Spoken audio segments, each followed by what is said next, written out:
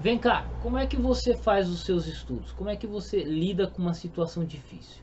Vou te dar uma dica que vai valer ouro e vai servir para todos os seus estudos. Então acompanhe a vinheta e vamos lá.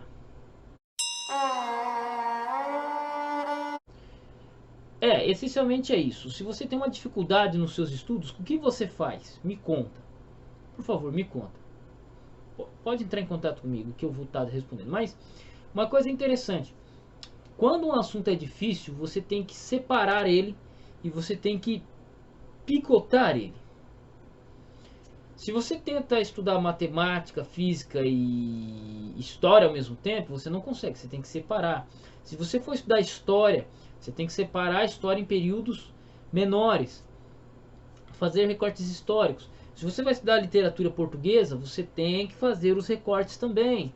E assim vai. Então tudo aquilo que você vai estudar, você tem que fazer o quê? Recortar o assunto, dividir.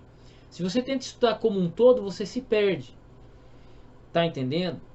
Uma das coisas que é muito interessante dentro do estudo é que você tem que estudar os detalhes e estudar o todo e o detalhe. Às vezes você lê fazer um estudo de um assunto do ponto de vista geral ajuda muito. História de Roma, história bíblica, por aí vai. Só que às vezes, se você estudar detalhe por detalhe, te enriquece muito mais.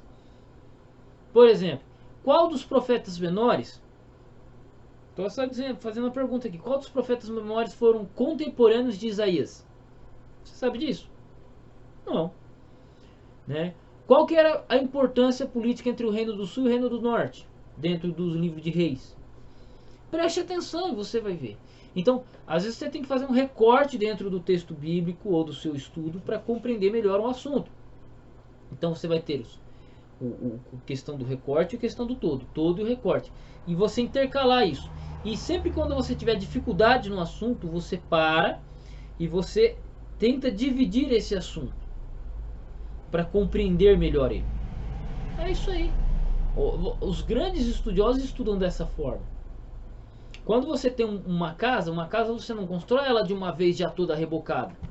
Faz o que? Faz a fundação, joga concreto, joga ferro, faz as paredes, coloca laje, coloca o telhado, passa encanamento, depois você reboca. Não é assim que você reboca? Não é assim que se faz uma casa? É assim, em partes. O conhecimento também se constrói em partes, tijolo por tijolo.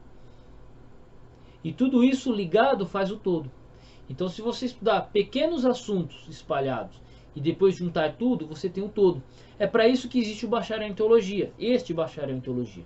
Você vai estudar pequenas matérias que no final, quando você chegar lá no final, lá nos últimos meses do curso, você vai olhar e falar assim: nossa, o, o que é mais interessante é, por exemplo, quando você sobe uma ladeira.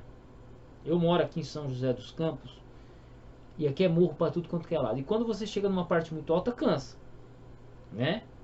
Caminhar. Cada passo seu te leva para cima. E quando você chega lá em cima, você vê que cada passo que você deu valeu a pena. É assim que funciona.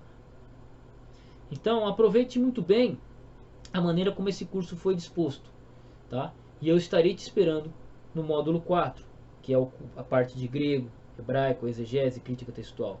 Beleza? Tamo junto, fique com Deus e até o próximo vídeo.